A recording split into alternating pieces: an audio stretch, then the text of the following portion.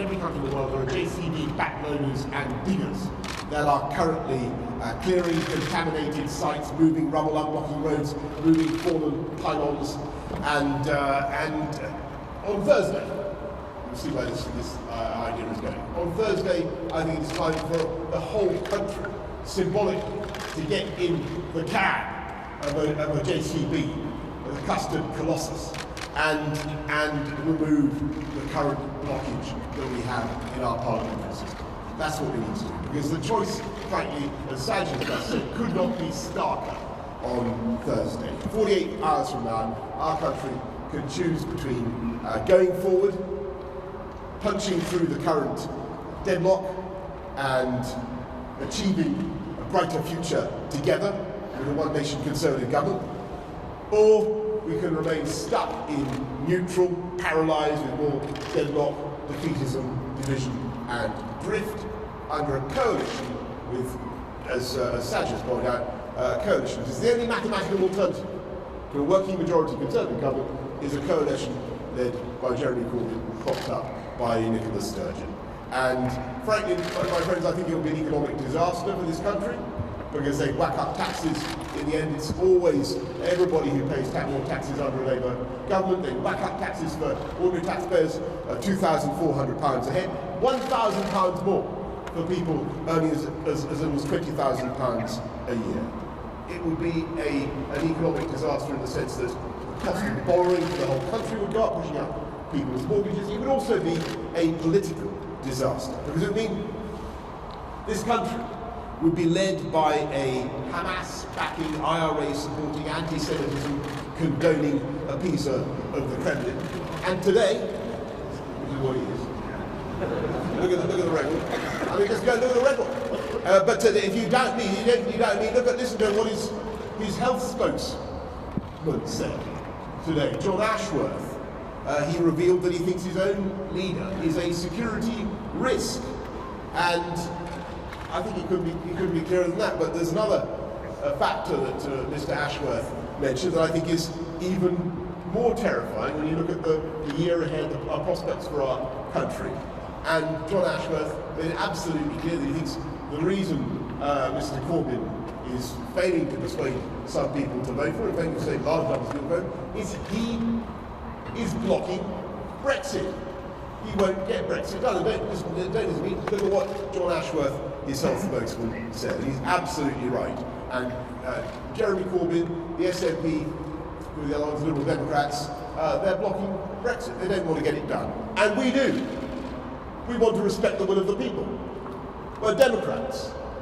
I mean, whether we're Leavers or Remainers, whichever way we voted, we've come together and we want to get it done. And we can. We've got a deal with the Conservatives. I've been ready, every single one of the Conservative candidates standing in this election, more than 630 of them, including Kate and Sash, are backing this deal. For every point of view on the spectrum, we're all backing it. How many members of Jeremy Corbyn's shadow cabinet are actually backing the deal that he wants to do? Can you name anybody? Not John McDonnell, not Keir Starmer, not Diane Abbott. Who? Not even Jeremy Corbyn himself. He's not even backing his own deal. How's he supposed to do a deal in Brussels when he doesn't support it himself? It's ludicrous. It's worse than ludicrous. It would be disastrous for our country.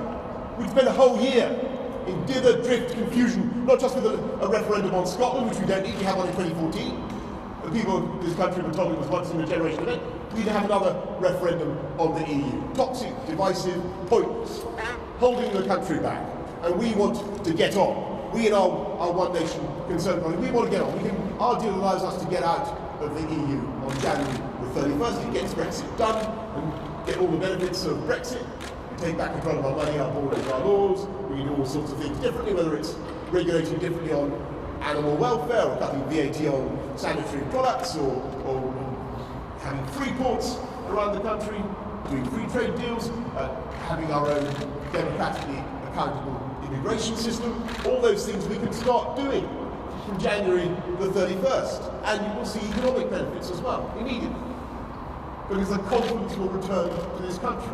And we'll start to get our mojo back, to be perfectly frank. And you look at the studies, they say there's about $150 billion worth of inward investment just waiting to come to this country as soon as we can get our Brexit deal over the line. And then we in Parliament, we in government, once we get Brexit done in January, we can get on with our work of serving you, the British people, of putting your priorities first, putting people's priorities first. That means getting on with our massive investments in the NHS, the biggest in history, £34 billion, 40 new hospitals, 50,000 more nurses, investing in 20,000 more police officers across the country to bring crime down, lifting up funding for every school, primary and secondary, in the country. £4,000 minimum per pupil in primary schools, £5,000 minimum in secondary schools. We have a vision for this country. We One Nation Concern. This is an amazing country.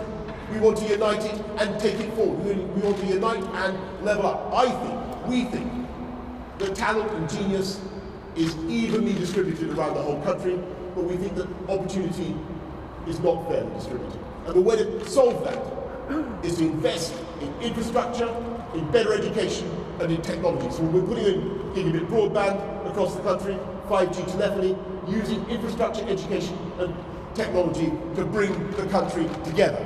We have a vision of a united kingdom. Jeremy Corbyn would divide our kingdom. And I can tell you this, we can do all of this as One Nation Conservatives whilst not putting up your taxes. And that's why in our manifesto it's very clear. Sajid, I'm glad to say, is nodding beside me, he knows how to do it.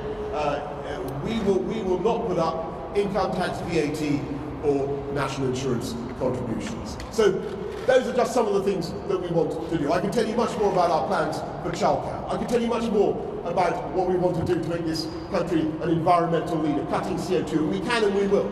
We're going to be the greenest government in history in this country. But we have very little time left, my friends. We've only got 48 hours to get this thing done.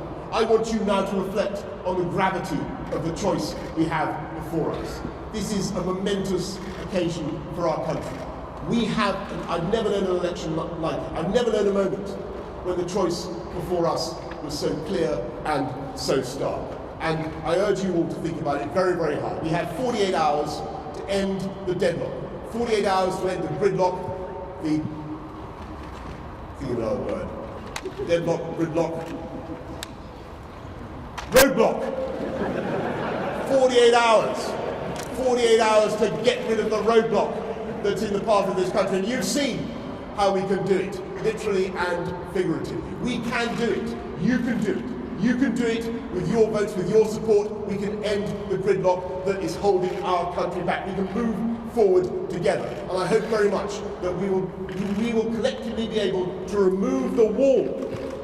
The wall, you saw the styrofoam wall that we tore down earlier on. Well, as one Conservative said to another communist, Mr. Corbyn, it's time to tear down that wall and remove your opposition to getting Brexit done. We can get Brexit done, we can move this country forward. I hope very much that you'll support us as a party of progress, that will take this amazing country forward, united, and vote for a One Nation Conservative government on Thursday. Thank you all very much for your attention. Thank you.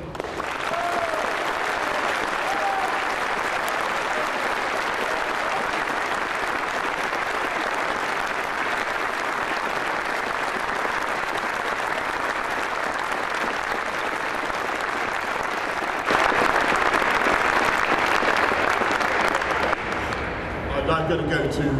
I'm going to get some questions from those. The next 48 hours to go to the election. Now is your opportunity to ask Prime Minister a question. Any question you like. So, good afternoon.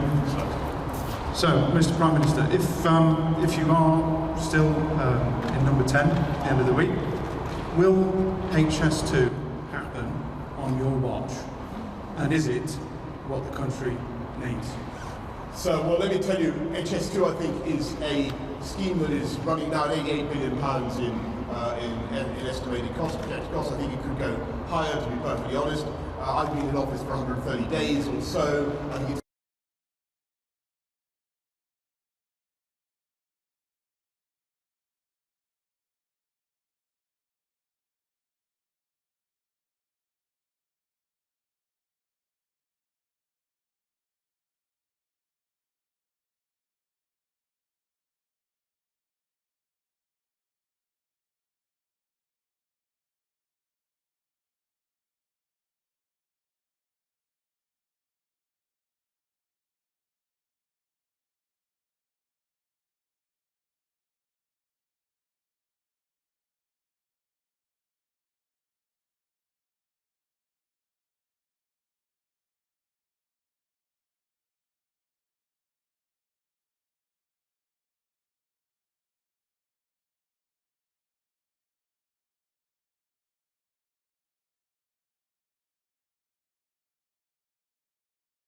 Doug says, whatever his team says, I'm going to be temperamentally very much inclined to want to go ahead with a great national project if I can, but I'm also going to want to be able to save whatever money I can. Those are going to be the instincts I will use when approaching. Next question. Any more questions? Good afternoon, Prime Minister.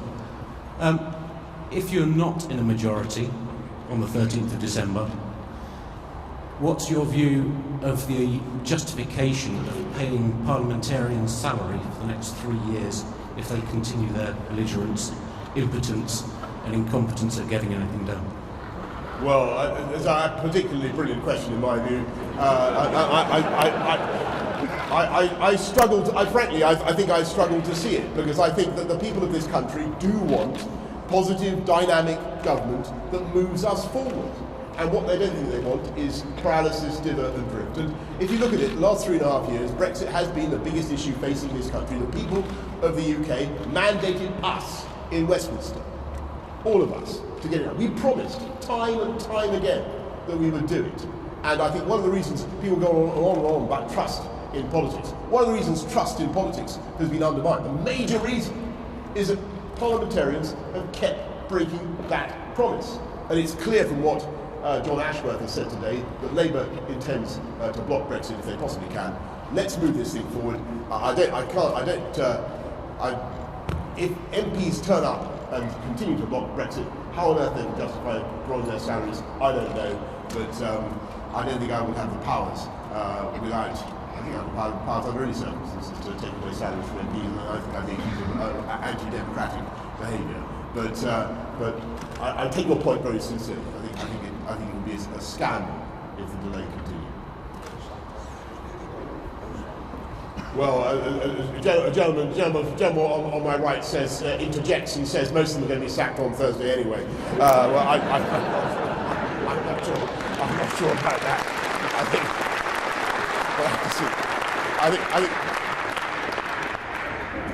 Well, I'm going to keep my own scene. Sadly, so to keep his. But I hope that one nation conservatives will prevail. Last question from the floor. JCB for only about 3 months now. Prior to that, I had about 7 years in a retail-based environment. I'm a local lad, really proud of it. But our local town centre, Newcastle-under-Lyme, is in a serious state of decline. I was just wondering, under a Conservative government, what we could expect for towns like mine and others in a similar situation. Yes, brilliant question. Okay, that's about Newcastle-under-Lyme and town centres. I totally agree with that. And when I was running London, I rapidly realised that there were parts of the city that were doing unbelievably well, but then there were other parts where the town centre was run down, where the shopping arcade was very, very tatty, and it was clear that there was no life, there was no business, there was no investment. There are several things you've got to do. You've got to invest. So we've got a towns fund, a big towns fund, £3.6 billion towns fund. So places like Newcastle-under-Lyme can bid in for things that they want to do to improve the amenity, to improve the life of their towns. They can bid in for that. The other thing, frankly, that you need to do is you need to invest in transport. And I'm obsessed with this. I think that transport links, transport connectivity can make a huge difference to people's lives, particularly in towns that feel left behind. And very often the problem is the roads are no good, or there isn't a good enough rail connection, so we're putting a huge amount into restoring rail connections and improving the rail. I'd also mention gigabit broadband and proper 5G telephony. Towns, if you're going to invest in a town around this country, if you're going to start a business, you must have the security of fantastic internet connection. That's how the economy works now, and it's not good enough in this country. In Spain, they have 95% full fibre broadband. In this country, it's only about 7%. Come on, we've got to end the mañana attitude in the UK.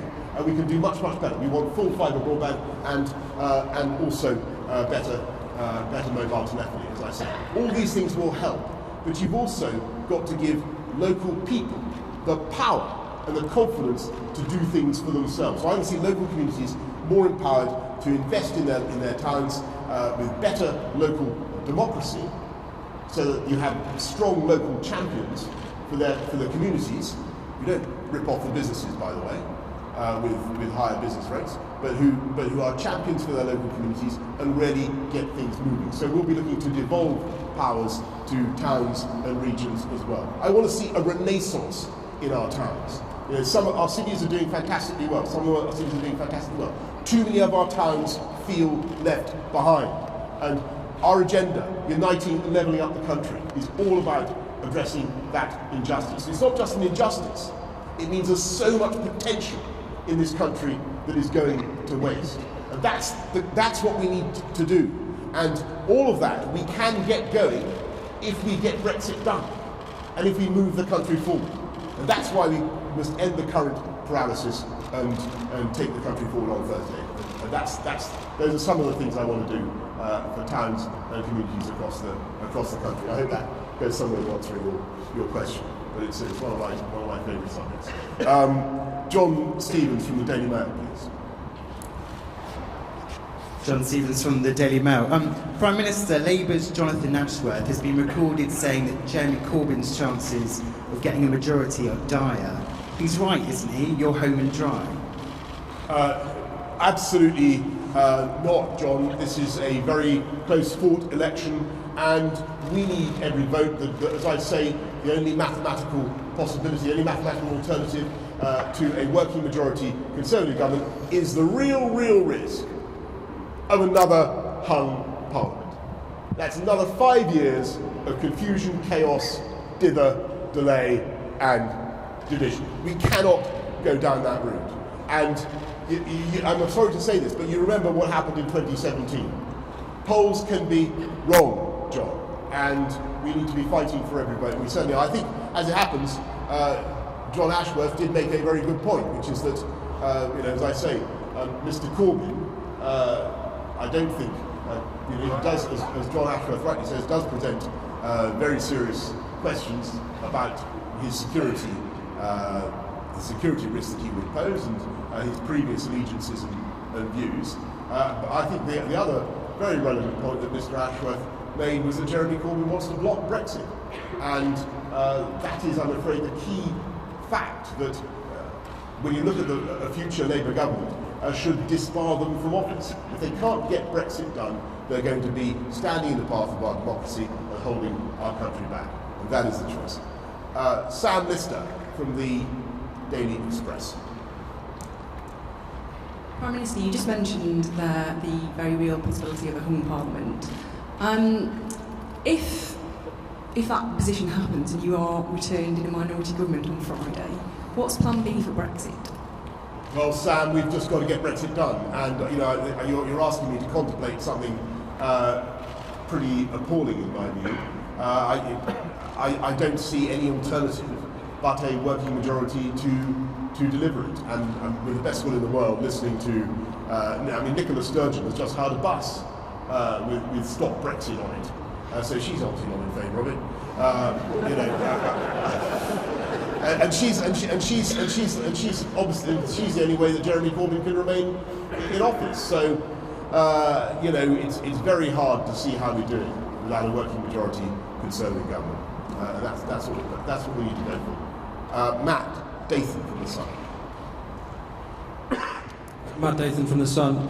Prime Minister, if Jeremy Corbyn does get the keys into number 10, I know you don't like that prospect, would you be tempted to follow people like John Caldwell and leave the country, or would you stay and fight the second referendum? Well, obviously I'm going to stay in the country, Matt. I do not wish to contemplate this terrible eventuality. This is a hypothesis, and I really want to push to one side. We're now fighting for every vote. We're in the last 48 hours of this campaign. It could not be more serious for our country, and the choice, frankly, could not be starker. We either go forward, do things together, unite our country, get Brexit done, bring together Leavers and Remainers, finally get the whole debate over, and move our country forward with a fantastic programme, infrastructure, education, technology, which is what this country needs, or else we're paralysed again. That is the choice on Thursday, to say nothing of the economic devastation that Corbyn and McDonnell would produce. And don't forget, John McDonnell is so left wing he was actually sacked by Ken Livingstone for forging a budget. I mean, these guys are seriously way off the spectrum. They bring back exchange controls. I don't think even Angola has exchange controls anymore. I think they still have them in Venezuela and Cuba. But that is the kind of far left government we're talking about. So it's not just about their economic manifesto. It's not just about the political and security risks that they present. It's also about the momentum, the energy in politics. Life would go out of our politics again. We'd be stuck in neutral. We'd have more years of wrangling about Brexit because he hasn't got a plan, and he's got no plan to get a plan, as far as I can make out. So go for the guys with the plan, folks. We've got one. It's going to work. We can be out on the 31st. We can take this country forward. Thank you all very much for your attention. It's been a long session. I'm sorry to have gone on for so long. I now have to go somewhere else and take the message of hope to some other part of this country. But I'm really grateful to everybody at the JCB for the fantastic welcome. I do hope that we can count on your support for one nation Conservative government on Thursday to take the country forward. Thank you all very much. Thank you.